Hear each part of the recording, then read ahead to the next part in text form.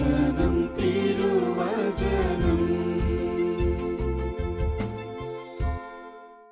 ഈശോ മിശിഹായ്ക്ക് സ്തുതിയായിരിക്കട്ടെ.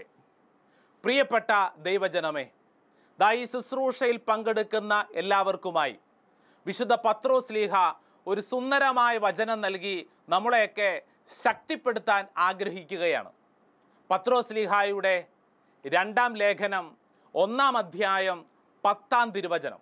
വചനം ഇങ്ങനെ പറയുന്നു: ആകയാൽ സഹോദരരെ, നിങ്ങളുടെ വിളിയും തെരഞ്ഞെടുപ്പും ഉറപ്പിക്കുന്നതിൽ കൂടുതൽ ഉത്സാഹമുള്ളവരായിരിക്കുവിൻ.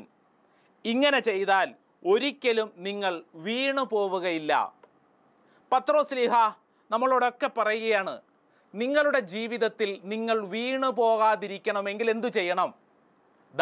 നിങ്ങൾക്ക് ലഭിച്ചിരിക്കുന്ന നിങ്ങളുടെ വിളിയിൽ, നിങ്ങളുടെ തെരഞ്ഞെടുപ്പിൽ നിങ്ങൾ ഉത്സാഹമുള്ളവരായിരിക്കണം. പ്രിയപ്പെട്ടവരെ, നമുക്കൊക്കെ വിളി ലഭിച്ചിട്ടുള്ളവരാണ്. ഞാനൊരു വൈദികൻ എന്ന നിലയിൽ എനിക്ക് ദൈവവിളിയായ ഈ പൗരോഹിത്യം ലഭിച്ചിട്ടുണ്ട്. ഈ ശുശ്രൂഷയിൽ പങ്കെടുക്കുന്ന ഓരോരുത്തർക്കും വ്യത്യസ്തമായ വിളികൾ ദൈവം സമ്മാനിച്ചിട്ടുണ്ട്. പലപ്പോഴും സങ്കടകരമായ കാര്യം എന്താണെന്നറിയോ? ഈ ദൈവവിളി എന്ന് പറയുമ്പോൾ അച്ഛനാവുന്നതും കന്യാസ്ത്രീ ആവുന്നതും മാത്രമാണ് പലപ്പോഴും പലരും പരിഗണിക്കാറുള്ളത്. തെറ്റായ കാര്യമാണ്. വിശുദ്ധ ഗ്രന്ഥം നമ്മളോട് പറയുന്നത് കുടുംബജീവിതം അത് ദൈവവിളിയാണ്. എന്നെ കേൾക്കുന്ന പ്രിയപ്പെട്ട കുടുംബാംഗങ്ങളെ, നിങ്ങൾക്ക് തോന്നുന്നില്ലേ നിങ്ങളെ വിളിച്ചിരിക്കുന്നത് ദൈവമാണ്, സാത്താനല്ല വിളിച്ചിരിക്കുന്നത്, ദൈവമാണ് ഈ വിളി നൽകി നമ്മളെ എല്ലാവരെയും നിലനിർത്തിയിരിക്കുന്നത്. അങ്ങനെയെങ്കിൽ പത്രോസ്ലീഹ പറയുന്ന കാര്യം എന്താണ്? നമുക്ക് ലഭിച്ചിരിക്കുന്ന ഈ വിളിയിൽ, ഈ തെരഞ്ഞെടുപ്പിൽ നമുക്ക് ഉത്സാഹമുണ്ടായിരിക്കണം, സന്തോഷം ഉണ്ടായിരിക്കണം. ഒരു വൈദികനായി ജീവിക്കുന്ന ഞാൻ എൻ്റെ പൗരോഹിത്യത്തെക്കുറിച്ച് എനിക്ക് ഉത്സാഹം, സന്തോഷമുണ്ടായിരിക്കണം എന്നതുപോലെ തന്നെ പ്രിയപ്പെട്ടവരെ, നിങ്ങൾക്ക് ലഭിച്ചിരിക്കുന്ന വിളി അത് കുടുംബജീവിതമാവാം, മറ്റേത് വ്യത്യസ്ത ജീവിത നിയോഗങ്ങളാവാം. ആയിരിക്കുന്ന അവസ്ഥയിൽ നമുക്കെന്ത് വേണം? ഒരു ഉത്സാഹം, ഒരു സന്തോഷം ഉണ്ടായിരിക്കണം. നമ്മൾ ഈ ശുശ്രൂഷ അവസരത്തിൽ പരിശോധിക്കുന്നത് ഇപ്രകാരം: നമുക്ക് ലഭിച്ചിരിക്കുന്ന വിളിയെക്കുറിച്ച് നമുക്ക് സന്തോഷമുണ്ടോ, ഉത്സാഹമുണ്ടോ എന്നുള്ളതാണ്. പ്രത്യേകമായിട്ട് ഈ മഹാമാരിയുടെ ദുരിതത്തിനിടയിൽ ആലോചിക്കാൻ പറ്റിയ ഒരു വിഷയമാണ്. നമ്മുടെ ജീവിതത്തെക്കുറിച്ച് നമുക്ക് സന്തോഷമുണ്ടോ, ഉത്സാഹമുണ്ടോ? അതോ 24 മണിക്കൂറും അസ്വസ്ഥരായി കുറ്റം പറഞ്ഞ്, ദൈവമേ ഈ ജീവിതത്തെ ഓർത്ത് അസ്വസ്ഥപ്പെടുന്നു എന്ന് പറഞ്ഞ് നിങ്ങൾ സ്വയം നശിക്കുന്നവരാണോ? പ്രിയപ്പെട്ടവരെ, ഇതാ പത്രോസ്ലീഹ നമ്മളെ ഒന്ന് ശക്തിപ്പെടുത്തിക്കൊണ്ട് പറയുകയാണ്, നമുക്ക് നമ്മുടെ വിളിയെയും തിരഞ്ഞെടുപ്പിനെയും കുറിച്ച് ഒരു ഉത്സാഹം ഉണ്ടായിരിക്കണം. നമ്മുടെ എല്ലാവരുടെയും വിളി അത് ദൈവമാണ് നൽകിയിട്ടുള്ളതെങ്കിൽ ദൈവത്തിന് നമ്മുടെ ജീവിതത്തെക്കുറിച്ച് വ്യക്തമായ ഒരു പദ്ധതിയുണ്ട്. അതിൻ്റെ ഭാഗമായിട്ടാണ് ഈ വിളിയും ലഭിച്ചിട്ടുള്ളത്. നാളുകൾക്ക് മുമ്പ് എൻ്റെ ഒരു സുഹൃത്ത് കല്യാണം കഴിച്ചു. അവൻ 2 കുട്ടികളുണ്ട്. അവരുടെ കുടുംബത്തിൽ ഒത്തിരി പ്രശ്നങ്ങളാണ്. അപ്പോൾ ഒരു ദിവസം അവൻ കാണാൻ വന്നിട്ട് എന്നോട് പറഞ്ഞു, അച്ഛാ, ഞാൻ ആകപ്പാടെ സങ്കടത്തിലാണ്. ഒത്തിരിയേറെ ആഗ്രഹത്തോടും പ്രതീക്ഷയോടും കൂടെയാണ് ഞാൻ വിവാഹ ജീവിതത്തിലോട്ട് പ്രവേശിച്ചത്. അച്ഛാ, ആദ്യത്തെ കൗതുകവും സന്തോഷമൊക്കെ കുറച്ച് നാൾ കൊണ്ട് തീർന്നു. ഇപ്പോൾ ആകപ്പാടെ അച്ഛാ മനസ്സിൽ വല്ലാത്ത ഭാരമാണ്. വീട്ടിലോട്ട് ജോലി കഴിഞ്ഞ് ചെല്ലാൻ തന്നെ വല്ലാത്ത ബുദ്ധിമുട്ട്. എനിക്ക് വീടെന്ന് കേൾക്കുമ്പോൾ തന്നെ ഒരു സന്തോഷം തോന്നുന്നില്ല.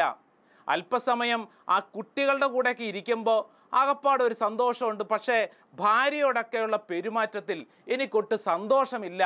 എന്നിട്ട് ആ വ്യക്തി എന്നോട് ചോദിച്ചു, അല്ല, ഞാൻ ചിന്തിക്കുന്നത് ഈ അച്ഛനാകാൻ പോകുന്നതിൽ എന്തെങ്കിലും കുഴപ്പമുണ്ടോ? ഞാൻ ചോദിച്ചു, ആരച്ഛനാകാൻ പോകുന്നതിൽ? അല്ല, ഈ കല്യാണം കഴിച്ചവർക്കൊക്കെ അച്ഛനാകാമെന്നൊക്കെ ഞാൻ കേട്ടിട്ടുണ്ടല്ലോ.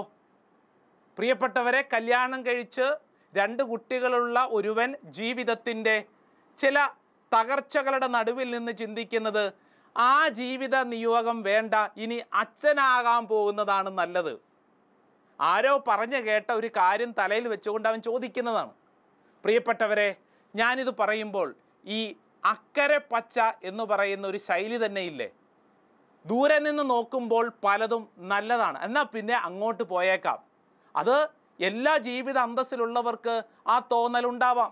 ഉദാഹരണത്തിന് ഞാനൊരു വൈദികൻ എന്ന നിലയിൽ ഞാൻ നല്ലൊരു കുടുംബജീവിത വഴികളിൽ ജീവിക്കുന്നവരെയൊക്കെ കാണുമ്പോൾ തോന്നും, എന്ത് തോന്നും ഉള്ളിൻ്റെ ഉള്ളിൽ, എന്നാൽ പിന്നെ ഒരു കുടുംബജീവിതമായാലോ, അക്കരെ പച്ച അല്ലേ?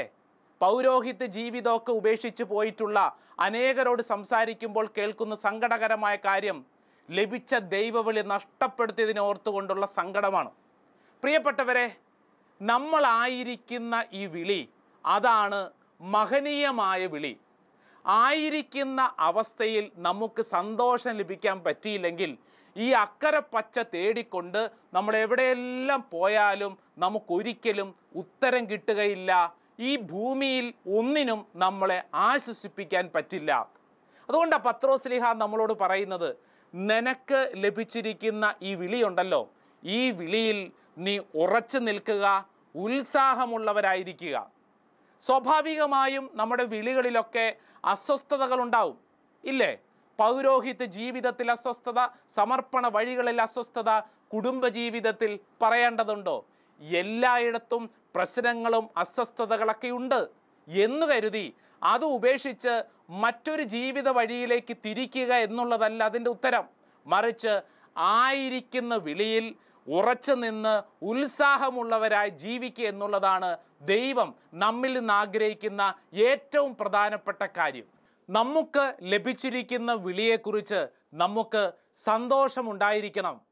ആ സന്തോഷം നൽകുന്ന ഉത്സാഹമാണ് നമ്മുടെ ജീവിതത്തെ മുന്നോട്ട് നയിക്കുന്നതെന്ന് വിശുദ്ധ പത്രോസ്ലീഹ പറഞ്ഞു പഠിപ്പിക്കുമ്പോൾ തന്നെ ഈ കാലഘട്ടം നമ്മുടെ മുമ്പിൽ ഉയർത്തുന്ന, നമ്മുടെ മുമ്പിലുള്ള വെല്ലുവിളികൾ കണ്ടില്ല എന്ന് നമ്മൾ നടിക്കരുത്. കാരണം നമ്മൾ പറഞ്ഞ ദൈവവിളിയെയൊക്കെ വളരെ പുച്ഛ മനോഭാവത്തോടു കൂടി കാണുന്ന ഒരു പുതിയ ശൈലി നമ്മുടെ ചുറ്റുവട്ടത്തും വളർന്നു വരുന്നുണ്ട്. കൃത്യമായിട്ട് പറഞ്ഞാൽ ഒരു തലതിരിഞ്ഞ ജീവിത ശൈലി നമ്മുടെ ചുറ്റുവട്ടത്തും വളർന്നു വരുന്നുണ്ട്. നമ്മൾ ജാഗ്രതയോടുകൂടി ആയിരിക്കണം. വിവാഹമെന്നൊക്കെ പറയുമ്പോൾ നമ്മുടെ മനസ്സിലുള്ള ഒരു പുണ്യമായ ജീവിത ശൈലി, എന്നാൽ അതിനുമപ്പുറം അതൊക്കെയല്ലേ ഈ ലിവിങ് ടുഗദർ റിലേഷൻഷിപ്പ് എന്നൊക്കെ പറയുന്നത്. ഒരു പെൺകുട്ടിക്ക് ഒരു ചെറുക്കനെ ഇഷ്ടപ്പെട്ടു, രണ്ടുപേരും കൂടെ ഒരുമിച്ച് കുറേ നാൾ ജീവിക്കുന്നു. അങ്ങനെ ജീവിച്ചു കൊണ്ടിരിക്കുമ്പോൾ അവർക്ക് ഇഷ്ടപ്പെട്ടാൽ, അവർക്ക് മുന്നോട്ട് ജീവിക്കാൻ താല്പര്യമുണ്ടെങ്കിൽ അവർ അതും കൊണ്ട് ഇങ്ങനെ കുറേ വർഷം ജീവിക്കും. ഇനി ഇഷ്ടമല്ലെങ്കിൽ എന്തു ചെയ്യും? അവർ പാതി വഴിയിൽ ആ ജീവിതം ഉപേക്ഷിക്കും. മനസ്സുകൊണ്ട് ചേരുന്നില്ല, ശൈലികൾ കൊണ്ട് ചേരുന്നില്ല, നിന്നെ എനിക്ക് താല്പര്യമില്ല, ഞാൻ നിന്നെ ഉപേക്ഷിച്ചു, എന്നിട്ട് പുതിയ ആളുടെ പുറകെ പോവുക. ലിവിങ് ടുഗദർ റിലേഷൻഷിപ്പ് അല്ലേ? ഇതൊക്കെ നമ്മൾ അനുഭവിച്ചുകൊണ്ടിരിക്കുന്നതല്ലേ? ഇതെന്താണ് ഈ ജീവിത ശൈലി? ഉദാഹരണത്തിന് നമ്മൾ ഒരു ഷർട്ട് വാങ്ങാൻ വേണ്ടി ഒരു കടയിൽ ചെന്നു. ആ കടയിൽ ചെന്ന് ഷർട്ട് കിട്ടി. അത് പാകമാണോ എന്നറിയാൻ, ഇട്ട് നോക്കാൻ അവിടെ ഒരു ട്രയൽ റൂം ഉണ്ടാവും. നമ്മളവിടെ ചെന്ന് അത് ഇട്ട് നോക്കുന്നു, പാകമല്ല എന്ന് കാണുന്നു, അതവിടെ ഊരിയിടുന്നു, നമ്മൾ വേറെ ഷർട്ട് വന്നിടുന്നു. ഇതുപോലെയാണ് ലിവിങ് ടുഗദർ റിലേഷൻഷിപ്പ് അല്ലേ? വ്യത്യസ്തമായ ശൈലികൾ നമുക്ക് ചുറ്റും വളർന്നു വന്നുകൊണ്ടിരിക്കുന്നു. വിവാഹ ജീവിതത്തെ തന്നെ പുച്ഛ മനോഭാവത്തോടുകൂടി കാണുന്ന, എന്തിന് കല്യാണം കഴിക്കണം എന്ന് ചോദിക്കുന്ന ഒരു പറ്റം ആളുകളൊക്കെ നമ്മുടെ ചുറ്റുവട്ടത്തുണ്ട്. അപ്പോൾ ചോദ്യം വളരെ പ്രസക്തമാണ്, എന്തിന് വിവാഹം കഴിക്കണം? ഒരുപക്ഷെ ഈ ശുശ്രൂഷയിൽ പങ്കെടുക്കുന്ന അനേക യുവതി യുവാക്കളുടെ മനസ്സിലുള്ള മർമ്മപ്രധാനമായ ചോദ്യം, നാളുകൾക്ക് മുമ്പ് ഈ മഹാമാരിയൊക്കെ വരുന്നതിന് മുമ്പായി ഡൽഹിയിൽ വെച്ച് നടന്ന ഒരു യുവജന സമ്മേളനം, 500-ലധികം വരുന്ന യുവജനങ്ങൾ, ഈ യുവജനങ്ങളെല്ലാം തന്നെ കത്തോലിക്ക ദേവാലയങ്ങളിൽ വ്യത്യസ്ത സംഘടനകളിലൊക്കെ പ്രവർത്തിക്കുന്ന തീഷ്ണതയുള്ള യുവതി യുവാക്കൾ. അപ്പോൾ ഇവരോട് ദൈവവിളിയെക്കുറിച്ചൊക്കെ പങ്കുവയ്ക്കാൻ ഒരു അവസരം കിട്ടി. വ്യത്യസ്തമായ ദൈവവിളിയെക്കുറിച്ചൊക്കെ പങ്കുവച്ചു. അതിനിടയിൽ ഒരു 5-6 പെൺകുട്ടികൾ എഴുന്നേറ്റ് നിന്ന് കരമുയർത്തി പറഞ്ഞു, അച്ഛാ, ഞങ്ങൾക്ക് ഈ ദൈവവിളികളോടൊന്നും താല്പര്യമില്ല. അപ്പം ഞാൻ പറഞ്ഞു, കന്യാസ്ത്രീ ആകുന്നതാണോ താല്പര്യമില്ലാത്തത്? അല്ലച്ചാ, വിവാഹ ജീവിതത്തോട് ഞങ്ങൾക്ക് താല്പര്യമില്ല. കന്യാസ്ത്രീ ആകുന്ന മാത്രമല്ല, വിവാഹ ജീവിതത്തോട് ഞങ്ങൾക്ക് താല്പര്യമില്ല. അപ്പം ഞാൻ ചോദിച്ചു, അപ്പോൾ നിങ്ങളുടെ ഉദ്ദേശം എന്താണ്? അച്ഛാ, ഞങ്ങൾക്ക് സന്തോഷത്തോടുകൂടി ഇപ്പോഴുള്ള ഈ സ്വാതന്ത്ര്യം അനുഭവിച്ചുകൊണ്ട് ഞങ്ങൾക്ക് ജീവിക്കണം. എന്നിട്ട് അവർ പറഞ്ഞു, അച്ഛാ, ഞങ്ങൾക്ക് ആരോഗ്യമുണ്ട്, ഞങ്ങൾക്ക് പണമുണ്ട്, ജോലിയുണ്ട്, ഇപ്പോഴുള്ള സ്വാതന്ത്ര്യം നശിപ്പിക്കാൻ ഞങ്ങൾ ആഗ്രഹിക്കുന്നില്ല. അതിലൊരു പെൺകുട്ടി ഇങ്ങനെയാണ് പറഞ്ഞത്, അച്ഛ എന്തിനാ അച്ഛ പൈസ കൊടുത്ത് ഈ കടിക്കണ പട്ടീനെ വാങ്ങിയിട്ട് അസ്വസ്ഥപ്പെടുന്നത്? നമ്മുടെ ജീവിതത്തിൻ്റെ സ്വാതന്ത്ര്യം വല്ലവൻ്റെയും കയ്യിൽ കൊടുത്ത് നമ്മുടെ ജീവിതം നശിപ്പിക്കണോ അച്ഛ? അതിനുശേഷം ക്ലാസ്സൊക്കെ കഴിഞ്ഞപ്പോൾ ഈ പെൺകുട്ടികൾ ഓരോരുത്തരായി അവരുടെ ജീവിതത്തിൻ്റെ വ്യത്യസ്ത തലങ്ങളെക്കുറിച്ച് എന്നോട് പങ്കുവച്ചു. അതിലൊരു പെൺകുട്ടി എന്നോട് പറഞ്ഞു, അച്ഛാ എന്തുകൊണ്ടാണ് ഞാൻ വിവാഹ ജീവിതം താല്പര്യമില്ല എന്ന് പറഞ്ഞെന്നറിയോ? അച്ഛാ ഒരൊറ്റ കാര്യമുള്ളൂ, എൻ്റെ അമ്മയുടെ കണ്ണുനീര് കണ്ടാണ് ഞാൻ വളർന്നത്. എന്നിട്ട് ഈ പെൺകുട്ടി സങ്കടത്തോടെ പറയാം, അച്ഛാ ചെറുപ്പകാലം മുതൽ ഞാൻ കണ്ടിട്ടുള്ളൊരു കാഴ്ച എന്താണെന്നറിയോ? എൻ്റെ അപ്പൻ്റെ മദ്യപാനം എൻ്റെ അമ്മ സഹിക്കുന്നത്. അപ്പൻ മദ്യപിച്ചു വന്ന ദിവസവും വീട്ടിൽ കലഹമാണ്, കലഹം. അമ്മയെ ഉപദ്രവിക്കും, ശാരീരികവും മാനസികവുമായി അമ്മയെ ഉപദ്രവിക്കും. അമ്മ ഒരടിമയെപ്പോലെ ഇതെല്ലാം സഹിച്ചുകൊണ്ടിരിക്കുന്നു. ഇത് കണ്ടച്ചാ എൻ്റെ മനസ്സ് മരവിച്ചിരിക്കുകയാണ്. പലപ്പോഴും ഞാൻ എൻ്റെ അമ്മയോട് ചോദിച്ചു, അമ്മേ എന്തിനാ ഇങ്ങനെ സങ്കടപ്പെടുന്നേ? നമുക്ക് ഈ മനുഷ്യനെ ഉപേക്ഷിച്ചിട്ട് വേറെ വഴിക്ക് പോകാം, അമ്മയെ ഞാൻ നോക്കിക്കൊള്ളാം. ഈ പെൺകുട്ടി പറയുക. അപ്പോൾ ആ സ്ത്രീ പറഞ്ഞെന്നാ പറയുക, മോളെ ഞാൻ കല്യാണം കഴിച്ച് ഈ കുടുംബത്തിലോട്ട് വന്നപ്പോൾ എൻ്റെ അപ്പൻ എന്നോട് പറഞ്ഞിരുന്നു, ഈ കുടുംബമാണ് ഇനി മുതൽ നിൻ്റെ വീട്. നിനക്ക് ലഭിച്ചിരിക്കുന്ന ഭർത്താവ് ദൈവം തന്ന സമ്മാനമാണ്. നീ വേണം ഈ കുടുംബത്തിൻ്റെ കാവലാളായി മാറാൻ. അന്ന് മുതൽ ഈ അമ്മ ചവിട്ടും തൊഴിയും സഹിച്ച് ആ കുടുംബത്തിന് വേണ്ടി പ്രാർത്ഥിച്ച് നിൽക്കുകയാണ്. ഈ പെൺകുട്ടി എന്നോട് പറഞ്ഞത്, അച്ഛാ ഞാൻ കണ്ടു വളർന്ന ഈ കുടുംബജീവിതമാണ് ഈ സമ്മാനമെന്ന് നിങ്ങൾ പറയുന്നതെങ്കിൽ എനിക്ക് താല്പര്യമില്ല. അച്ഛാ കുടുംബജീവിതത്തോട് എനിക്ക് താല്പര്യമില്ല. എൻ്റെ സ്വാതന്ത്ര്യം നശിപ്പിക്കാൻ, ഒരടിമയെപ്പോലെ മറ്റുള്ളവരുടെ മുമ്പിൽ ചവിട്ടും തൊഴിയും കൊള്ളാൻ എനിക്ക് താല്പര്യമില്ല. പ്രിയപ്പെട്ടവരെ, അതുകൊണ്ടാണ് ആ പെൺകുട്ടി പറഞ്ഞത്, എന്ത്, എനിക്ക് വിവാഹ ജീവിതത്തോട് ഒട്ടും താല്പര്യമില്ല. അതോടൊപ്പം മറ്റൊരു പെൺകുട്ടി പങ്കുവച്ചത് ഇങ്ങനെയാണ്. അവൾ പറഞ്ഞു, അച്ഛാ എൻ്റെ വീട്ടിൽ നാളുകൾ കുറേയായി കല്യാണത്തെക്കുറിച്ചുള്ള ചർച്ചകൾ നടക്കുന്നു, എനിക്ക് താല്പര്യമില്ല. എന്താ കാര്യം എന്നറിയോ? എൻ്റെ അപ്പൻ്റെ അവിഹിത ബന്ധങ്ങൾ ഒക്കെ എനിക്കറിയാം അച്ഛാ. അപ്പൻ്റെ മൊബൈൽ ഫോണിൽ നിന്ന് ഞാനാണ് ഈ അവിഹിത ബന്ധങ്ങൾ മിക്കവാറും കണ്ടിട്ടുള്ളത്. ഞാൻ അപ്പനോട് ചോദിച്ചിട്ടുണ്ട്, അപ്പൻ എൻ്റെ അമ്മയെ പറ്റിക്കുകയാണൊക്കെ അച്ഛാ, പറ്റിക്കുകയാണ്. ഇങ്ങനെ പറ്റിക്കപ്പെടാൻ വേണ്ടി എൻ്റെ ജീവിതം മറ്റൊരാളുടെ മുമ്പിലേക്ക് എറിഞ്ഞു കൊടുക്കണോ? പ്രിയപ്പെട്ടവരെ, ഇവിടെയാണ് നമ്മളൊരു വചനം പഠിക്കേണ്ടത്. ഏതാ വചനം എന്നറിയോ? വിശുദ്ധ പൗലോസ്ലീഹ എഫേസ്യർക്ക് എഴുതിയ ലേഖനം 5-ാം അധ്യായം 32-33 തിരുവചനം. വിശുദ്ധ പൗലോസ്ലീഹ എഫേസ്യർക്ക് എഴുതിയ ലേഖനം 5-ാം അധ്യായം 32-33 വചനം ഇങ്ങനെയാണ്. ഇത് വലിയ ഒരു രഹസ്യമാണ്. നിങ്ങളിൽ ഓരോ വ്യക്തിയും തന്നെ പോലെ തന്നെ ഭാര്യയെ സ്നേഹിക്കണം, ഭാര്യയാകട്ടെ ഭർത്താവിനെ ബഹുമാനിക്കുകയും വേണം. വിവാഹ ജീവിതത്തോട് ബന്ധപ്പെട്ട് പൗലോസ്ലീഹ പറഞ്ഞിരിക്കുന്ന ഒരു സുന്ദരമായ കാര്യം എന്താണ്? ഇത് വലിയ ഒരു രഹസ്യമാണ്. കുടുംബ ജീവിതത്തോട് ബന്ധപ്പെടുത്തി വിശുദ്ധ പൗലോസ്ലീഹ പഠിപ്പിക്കുകയാണ്, ഇത് വലിയ ഒരു രഹസ്യമാണ്. ഇത് വലിയ ഒരു രഹസ്യമാണ്. ഇതൊരു മിസ്റ്ററിയാണ്. നാളുകൾക്ക് മുമ്പ് ഞങ്ങളുടെ ഇടവക ദേവാലയത്തിൽ ഒരു വിവാഹ ആശീർവാദം. അപ്പോൾ ശുശ്രൂഷി ലേഖനം വായിച്ചത് ഈ വചനഭാഗമാണ്. അപ്പോൾ ശുശ്രൂഷി വായിച്ചപ്പോൾ ഈ രഹസ്യം എന്നുള്ളതിൻ്റെ വിട്ടുപോയി. അപ്പോൾ വായിച്ചത് ഇത് വലിയ ഒരു രസമാണ് എന്നുള്ളതാണ്. സത്യമാണ്, അനേകർക്ക് കുടുംബജീവിതം വലിയ ഒരു രസമാണ്. പ്രിയപ്പെട്ടവരെ, കത്തോലിക്ക സഭ അതുകൊണ്ട് ഉറപ്പിച്ചു പറയുന്ന എന്താണ്? ഇത് വലിയ ഒരു മിസ്റ്ററിയാണ്, രഹസ്യമാണ്. സഭ നമ്മുടെ മുമ്പിൽ അനേക രഹസ്യങ്ങളെ പഠിപ്പിക്കുന്നുണ്ടല്ലോ. വിശുദ്ധ കുർബാന ഒരു രഹസ്യമാണ്. ട്രിനിറ്റി, ത്രിത്വം എന്നുള്ളത് ഒരു രഹസ്യമാണ്. കുടുംബജീവിതത്തെക്കുറിച്ച് പൗലോസ്ലീഹ പറയുന്നു, ഇത് ഒരു രഹസ്യമാണ് എന്ന് പറഞ്ഞാൽ നമ്മുടെ ബുദ്ധി കൊണ്ട് ആലോചിച്ചു കഴിഞ്ഞാൽ മനസ്സിലാവില്ല. അതുകൊണ്ടല്ലേ ആ പെൺകുട്ടികൾ വന്നെന്ന് പറഞ്ഞത്. അവരുടെ ബുദ്ധി കൊണ്ട് ആലോചിക്കുമ്പോൾ അവരുടെ കുടുംബത്തിൽ കണ്ടുമുട്ടുന്ന അനുഭവങ്ങൾ വെച്ചുകൊണ്ട് അവർക്കിനി മുമ്പോട്ട് നീങ്ങാൻ താല്പര്യമില്ല. അവരുടെ അമ്മ അനുഭവിക്കുന്നത്, അവരുടെ കുടുംബത്തിലെ മറ്റംഗങ്ങൾ അനുഭവിക്കുന്ന തകർച്ചകൾ കണ്ടിട്ട് എന്തിന് ജീവിതത്തെ ഇതുപോലെ ഒരടിമയെപ്പോലെ നശിപ്പിക്കണം, ഞങ്ങളുടെ സ്വാതന്ത്ര്യം എന്തിനു നശിപ്പിക്കണം എന്ന് ചിന്തിച്ചാൽ, മാനുഷിക ബുദ്ധി കൊണ്ട് ചിന്തിച്ചു കഴിഞ്ഞാൽ കുടുംബങ്ങൾ നിലനിൽക്കില്ല. നമ്മുടെയൊക്കെ കുടുംബങ്ങൾ നിലനിൽക്കുന്നത് എങ്ങനെയാ? ഇപ്രകാരം ദൈവം ഒരു സമ്മാനമായി തന്ന നമ്മുടെ കുടുംബത്തെ രഹസ്യമായിട്ട് മനസ്സിലാക്കുന്നു പറഞ്ഞാൽ രഹസ്യങ്ങൾക്ക് മുമ്പിൽ നമ്മൾ കൈകൂപ്പി വണങ്ങും. നമ്മൾ അങ്ങനെ പഠിച്ചിട്ടുള്ളൂ. വിശുദ്ധ കുർബാന നമ്മുടെ ബുദ്ധി കൊണ്ട് മനസ്സിലാക്കാൻ പറ്റില്ല, പക്ഷേ വിശുദ്ധ കുർബാനയ്ക്ക് മുമ്പിൽ കരങ്ങൾ കൂപ്പി നമ്മൾ വണങ്ങും. ബുദ്ധി കൊണ്ട് മനസ്സിലാക്കുന്നില്ലെങ്കിലും പക്ഷേ സത്യമായ കാര്യം ത്രിത്വം, പിതാവ്, പുത്രൻ, പരിശുദ്ധാത്മാവ് എങ്ങനെ എന്നറിഞ്ഞുകൂടെങ്കിലും ഒരു കാര്യം ഉറപ്പ്, ഇതൊരു യാഥാർത്ഥ്യമാണ്, കൈകൂപ്പി വണങ്ങാം. കുടുംബജീവിതം, ഭാര്യയും ഭർത്താവും, വ്യത്യസ്ത സംസ്കാരങ്ങൾ, ജീവിതശൈലികൾ, കുറേ പ്രശ്നങ്ങൾ, പക്ഷേ ദാ ഒരുമിച്ച് ചേരുന്നു. ആ കുടുംബത്തിൽ നിന്ന് വരുന്ന കുഞ്ഞുങ്ങൾ, ഇതൊരു കുടുംബമാണ്. കരങ്ങൾ കൂപ്പി നമുക്ക് ഈ രഹസ്യത്തെ വണങ്ങാം.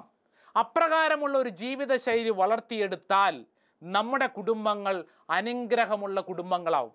അതുകൊണ്ടല്ലേ പത്രോസ്ലീഹ പറഞ്ഞത്, നിനക്ക് ലഭിച്ച ദൈവവിളി തെരഞ്ഞെടുപ്പിൽ നീ ഉറച്ചു നിൽക്കണം, ഉത്സാഹമുള്ളവരായിരിക്കണം. പ്രിയപ്പെട്ടവരെ, ഇത് കേൾക്കുന്ന എൻ്റെ പ്രിയപ്പെട്ട ദൈവജനമേ, നമ്മുടെ ജീവിതത്തിൽ ലഭിച്ചിരിക്കുന്ന ഈ ദൈവവിളിയിൽ നമ്മൾ ഉറച്ചു നിൽക്കുമ്പോൾ, ഉത്സാഹമുള്ളവരായിരിക്കുമ്പോൾ, ദൈവം നമ്മുടെ ജീവിതത്തിൽ അതിശക്തമായ കൃപ ചൊരിഞ്ഞ് നമ്മളെ നയിക്കും. അങ്ങനെയെങ്കിൽ വിവാഹം കഴിക്കപ്പെട്ട അനേകർ ഈ ശുശ്രൂഷയിൽ പങ്കെടുക്കുന്നുണ്ടല്ലോ. ഒരു ചോദ്യം ചോദിച്ചോട്ടെ, നിങ്ങൾ എന്തിനാണ് കല്യാണം കഴിച്ചത്? ഇത്ര സമയം നമ്മൾ പറഞ്ഞു വന്നത്, ദാ ഒരു പുതിയ തലമുറ കടന്നു വരുന്നു. അവർ ചോദിക്കുന്ന ചോദ്യം എന്താണ്? എന്തിനാണ് കല്യാണം കഴിക്കുന്നത്? ഞങ്ങൾ ഇങ്ങനെയൊക്കെ ജീവിച്ച പോരെ? ദാ ചോദ്യം കല്യാണം കഴിച്ചവരോടാണ്. പ്രിയപ്പെട്ട ഭർത്താവേ, നീ എന്തിനാണ് ദാ ഈ ഭാര്യയെ കല്യാണം കഴിച്ചത്? പ്രിയപ്പെട്ട ഭാര്യയെ, നീ എന്തിനാണ് ഈ ഭർത്താവിനെ കല്യാണം കഴിച്ചത്? പ്രിയപ്പെട്ടവരെ, മർമ്മപ്രധാനമായ ഒരു ചോദ്യം. നാളുകൾക്ക് മുമ്പ് ഒരു കൗൺസിലിംഗ് അവസരത്തിൽ ഭർത്താവ് പരാതിയുമായിട്ട് വന്നു. അച്ഛാ, ദാ ഭാര്യ, അച്ഛാ ഇവൾ എന്നെ അംഗീകരിക്കുന്നില്ല, ഇവൾക്ക് നല്ല ശമ്പളമുണ്ട്, അച്ഛാ കുട്ടികളെ നോക്കുന്ന മുഴുവൻ ഞാനാണ്, എനിക്ക് ജോലിയുണ്ട്, പക്ഷേ ഇവളുടെ അത്രയും എനിക്ക് ശമ്പളമില്ല, പക്ഷേ ഞാനാണ് കുട്ടികളെയൊക്കെ നോക്കുന്നത്. അച്ഛാ കുറേ നാളായി ഇവളിപ്പോൾ എന്നോട് മിണ്ടുന്നില്ല, ഇവൾക്ക് അഹങ്കാരമാണ് അച്ഛാ, അഹങ്കാരം. അച്ഛൻ ഒന്ന് കൗൺസിലിംഗ് നടത്തിക്കേ, ഇവളോടൊന്ന് സംസാരിച്ചേ. പ്രിയപ്പെട്ടവരെ, ഭാര്യയും ഭർത്താവും കൂടെ ഒരുമിച്ചിരുന്ന് സംസാരിക്കുന്നു. പക്ഷേ ഈ ഭാര്യയുടെ കണ്ണിൽ നിന്ന് കണ്ണുനീർ മാത്രം വരുന്നു. ഒരക്ഷരം പോലും ആ ഭാര്യ പറയാൻ ആഗ്രഹിക്കുന്നുമില്ല.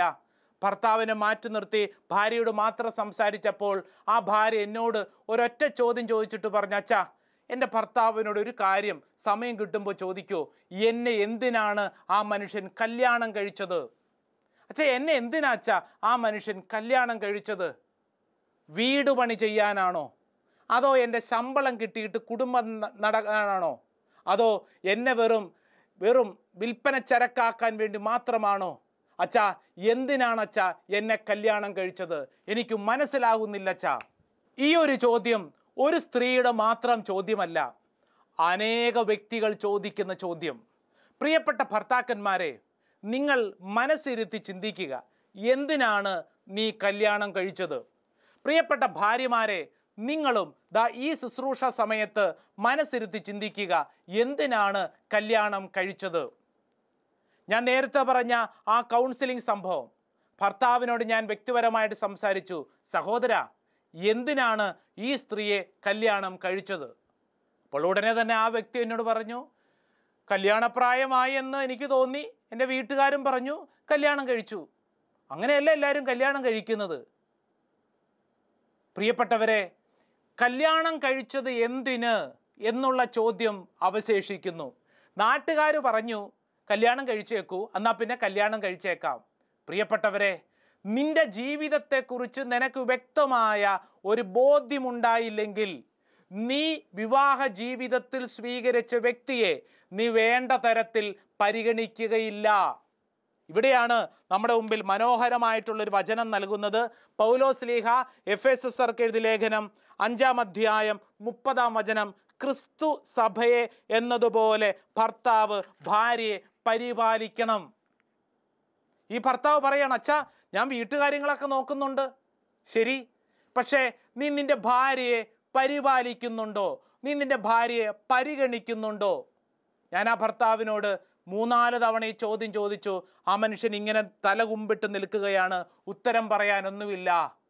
പ്രിയപ്പെട്ട ഭാര്യമാരെ, ഭർത്താക്കന്മാരെ, ഇതൊരു വ്യക്തിയെ കുറ്റപ്പെടുത്താനല്ല, മറിച്ച് ഒരു പരിശോധനയ്ക്കുള്ള, മനസ്സിൽ നമ്മൾ ചോദിക്കേണ്ട വ്യക്തിപരമായ ചോദ്യം. ഞാനായിരിക്കുന്ന പൗരോഹിത്യ ജീവിത വഴിയിൽ ഞാൻ ചോദിക്കേണ്ട ചോദ്യം, ഞാൻ എൻ്റെ ജീവിതത്തിൽ എന്തിനാണ് ഈ ജീവിതത്തിൽ ദൈവവിളി തിരഞ്ഞെടുത്തത്? ഒരു കുടുംബത്തിലേക്ക് പ്രവേശിച്ച ഭർത്താവെ, ഭാര്യയെ, നീ ചോദിക്കുക, എന്തിനാണ് നിന്റെ ജീവിതത്തിൽ ഈ വിളി നീ തിരഞ്ഞെടുത്തത്? വിശുദ്ധ പത്രോസ് ലീഹ തൻ്റെ 1-ാം പുസ്തകം 3-ാം അധ്യായം അതിൻ്റെ 1-2 വചനങ്ങളിൽ ഇപ്രകാരം പഠിപ്പിക്കുന്നു: ഭാര്യമാരെ, നിങ്ങൾ ഭർത്താക്കന്മാർക്ക് വിധേയരായിരിക്കുവിൻ. വചനമനുസരിക്കാത്ത ആരെങ്കിലും ഉണ്ടെങ്കിൽ അവരെ വാക്കുകൊണ്ടല്ല, പെരുമാറ്റം കൊണ്ട് വിശ്വാസത്തിലേക്ക് ആനയിക്കാൻ ഭാര്യമാർക്ക് കഴിയും. അവർ നിങ്ങളുടെ ആദരപൂർവകവും നിഷ്കളങ്കവുമായ പെരുമാറ്റം കാണുന്നത് മൂലമാണ് ഇത് സാധ്യമാവുന്നത്. എന്ന് പറഞ്ഞാൽ പരസ്പരമുള്ള ഒരു വിശുദ്ധീകരണം ഇവിടെ ദൈവം ആഗ്രഹിക്കുന്നു. വ്യത്യസ്ത സ്വഭാവങ്ങളിലുള്ളവർ, വ്യത്യസ്ത ശൈലികളിലുള്ളവർ ഒരു കുടുംബജീവിത വഴിയിലേക്ക് കടന്നു വരുമ്പോൾ അവിടെ സംഭവിക്കേണ്ടത് എന്താണ്? അവിടെ പരസ്പരമുള്ള ഒരു വിശുദ്ധീകരണമാണ്. അതുകൊണ്ടാണ് പൗലോസ് ലീഹ എഫെസസ്യർക്കെഴുതിയ ലേഖനത്തിൽ കൃത്യമായിട്ട് നമ്മുടെ മുമ്പിൽ വലിയ ഒരു ആത്മീയ സത്യം പഠിപ്പിക്കുന്നുണ്ട്. അതെന്താണ്? 7-ാം അധ്യായം 14-ാം തിരുവചനം: അവിശ്വാസിയായിട്ടുള്ള ഭർത്താവ് ഭാര്യ മുഖേനയും അവിശ്വാസിയായുള്ള ഭാര്യ ഭർത്താവ് മുഖേനയും വിശുദ്ധീകരിക്കപ്പെടണം. പരസ്പരമുള്ള വിശുദ്ധീകരണം ഇത് നിർബന്ധമായും നമ്മുടെയൊക്കെ കുടുംബങ്ങൾ സംഭവിക്കപ്പെടണം. ഭാര്യയെ മനസ്സിലാക്കാൻ ഭർത്താവ് ശ്രമിക്കണം. ഭാര്യയുടെ ഇഷ്ടങ്ങളും അനിഷ്ടങ്ങളും മനസ്സിലാക്കാൻ ശ്രമിക്കണം.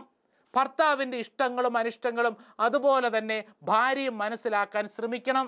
അപ്പോഴാണ് ആ കുടുംബത്തിൽ സമാധാനവും സന്തോഷവും, പത്രോസ് ലീഹ പറഞ്ഞില്ലേ, ആ ഉത്സാഹവും കടന്നു വരുന്നത്. പരാതിപ്പെടാനും പിറുപിറുപ്പിനും ഒത്തിരിയേറെ കാര്യങ്ങളുണ്ട്. കാരണം നമ്മുടെയൊക്കെ സ്വഭാവങ്ങൾ തന്നെ വ്യത്യസ്തങ്ങളാണ്. ഈ വ്യത്യസ്ത സ്വഭാവങ്ങളുടെ നടുവിൽ ഒന്ന് ചേർന്ന് പോകണമെങ്കിൽ എന്ത് ചെയ്യണം? നമ്മൾ പരസ്പരം ഒന്ന് മനസ്സിലാക്കുക. ജീവിത പങ്കാളികൾ പരസ്പരം മനസ്സിലാക്കുക. അവിടെ ദൈവം അത്ഭുതകരമായി പ്രവർത്തിക്കും. ബലഹീനതയിലാണ് കർത്താവിൻ്റെ കൃപയെന്ന് പൗലോസ് ലീഹ പറഞ്ഞതുപോലെ നമ്മുടെ കുടുംബജീവിതത്തിൻ്റെ കുറവുകളിൽ അത്ഭുതകരമായി ദൈവം പ്രവർത്തിക്കാൻ തുടങ്ങും. ഈ ശുശ്രൂഷയിൽ പങ്കെടുക്കുന്ന എല്ലാവർക്കുമായി ഒരു പ്രാർത്ഥിക്കാൻ പറ്റിയ ഒരു സുന്ദരമായ വചനം, എല്ലാ ദിവസവും തന്നെ നമ്മുടെ കുടുംബങ്ങളിലൊക്കെ പ്രാർത്ഥിക്കേണ്ട വചനമാണ് സാമുവേലിൻ്റെ 2-ാം പുസ്തകം. സാമുവേലിൻ്റെ 2-ാം പുസ്തകം 7-ാം അധ്യായം 29-ാം തിരുവചനം പങ്കുവയ്ക്കുന്നത് അതിങ്ങനെയാണ്: അടിയൻ്റെ കുടുംബം അങ്ങയുടെ മുമ്പിൽ നിന്ന് ഒരിക്കലും മാറിപ്പോകാതിരിക്കേണ്ടതിന് അതിനെ അനുഗ്രഹിക്കാൻ തിരുവുള്ളമാകണമേ. ദൈവമായ കർത്താവെ, അങ്ങ് വാഗ്ദാനം ചെയ്തിരിക്കുന്നു, അവിടുത്തെ അനുഗ്രഹത്താൽ അടിയൻ്റെ കുടുംബം എന്നേക്കും അനുഗ്രഹീതമാകും. നമ്മുടെ കുടുംബം അനുഗ്രഹം പ്രാപിക്കുന്നത് ദൈവത്തിൻ്റെ കരുണയും കൃപയും കൊണ്ടാണ്. നമ്മുടെ വിളി, നമുക്ക് ലഭിച്ചിരിക്കുന്ന വിളി, അത് പൗരോഹിത്യമാവട്ടെ, അത് കുടുംബജീവിതമാവട്ടെ, അതിൻ്റെ ധന്യത എന്നുള്ളത് ദൈവ സാന്നിധ്യം എത്രത്തോളം നമ്മുടെ ജീവിതത്തിൽ നിറയുന്നോ അത്രത്തോളം നമ്മൾ അനുഭവിച്ച് ആ ഉത്സാഹത്തിൽ ജീവിക്കുമ്പോഴാണ്. കിട്ടിയ ജീവിത വഴിയിൽ നമ്മൾ ഉത്സാഹമുള്ളവരായിരിക്കട്ടെ. വിവാഹം കഴിക്കപ്പെട്ടവരെ, നിങ്ങൾക്ക് ലഭിച്ച വിളിയിൽ നിങ്ങൾ ഉത്സാഹമുള്ളവരായിരിക്കുവിൻ. അക്കരപ്പച്ച തേടിപ്പോകണ്ട. കിട്ടിയ ജീവിത പങ്കാളി അതാര് തന്നെയുമായിക്കൊള്ളട്ടെ, കുറവുകൾ ഒട്ടനവധി ഉണ്ടാവും. ഒത്തിരി വർഷം കഴിഞ്ഞിട്ടുള്ളവരായിരിക്കും വിവാഹ ജീവിതത്തിൽ. സാരമില്ല, കിട്ടിയ ജീവിത പങ്കാളി ആ ദൈവം നിനക്ക് സമ്മാനമായിട്ട് തന്നതാണ്. ആ വ്യക്തിയിലൂടെ ചില കാര്യങ്ങൾ നിന്റെ ജീവിതത്തിൽ ദൈവം ചെയ്യാൻ ആഗ്രഹിക്കുന്നു. പ്രിയപ്പെട്ടവരെ, പരസ്പരം പ്രാർത്ഥിച്ച് നമുക്ക് ബലം പ്രാപിക്കാം. പത്രോസ് ലീഹ നമ്മളെ ഓർമ്മപ്പെടുത്തുന്നത് മറക്കരുത്. എന്താണ് പറഞ്ഞു വെച്ചത്? കൃത്യമായിട്ട് പത്രോസ് ലീഹ പറഞ്ഞത്, നമുക്ക് ലഭിച്ചിരിക്കുന്ന വിളിയും തെരഞ്ഞെടുപ്പും ഉറപ്പിക്കുന്നതിൽ ഉത്സാഹമുള്ളവരായിരിക്കാം. അങ്ങനെ ചെയ്താൽ നമ്മൾ വീണു പോവുകയില്ല. ഈ മഹാമാരിയുടെയൊക്കെ ദുരിത കാലഘട്ടത്തിൽ നമ്മുടെയൊക്കെ കുടുംബം, നമ്മുടെയൊക്കെ ജീവിതത്തിൽ ദൈവവിളി ഉറപ്പിക്കുന്നതിൽ നമുക്ക് ഉത്സാഹമുള്ളവരായിരിക്കാം. ദൈവസമൃദ്ധമായിട്ട് എല്ലാവരെയും അനുഗ്രഹിക്കട്ടെ. ആമേൻ.